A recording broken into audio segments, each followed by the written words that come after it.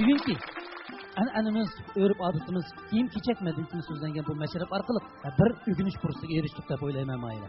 Endi mashrab akli shundaqmi mayli bir ijozat bersanglar. Endidiki yiqishliq hikoyamizning bobi ne? Hammamizga tanishlik bo'lgan go'zal talki davollarni ishib, xushchaqchaq ili makoniga varsak diye ümitmen. Çünkü ana shu yerda yashab kelayotgan aziz qarindoshlarimizning o'ziga tushliq urf odatlari, an'analari bor. Bo'lib kiyim-kechakda rafiqligi, oddiyligi, pokizligi bizni o'ziga jalb qilib turadi. Shundaq, qo'lchida er ayol hammaylar yosh farqiga asosan kiyinadi. Qizlar odatda ko'zlik halqalarni taqashni, oltin halqalarni taqashni yaxshi ko'rdi. Bizning materiallardan ko'rishimizcha, G'o'lji sahra qizlari yog'liqni yanto'roq shaklda chigishni bakrak yaxshi ko'rdi ekan. Qizlar ayollar o'nch qo'ygan do'ppilarni kiyishni yaxshi ko'rdi ekan. Xo'sh, endi biz jahon namani G'o'ljiga qartayli, G'uncha bilan Nurumning maqsadidan hammamiz o'rtaq bahramlaylik.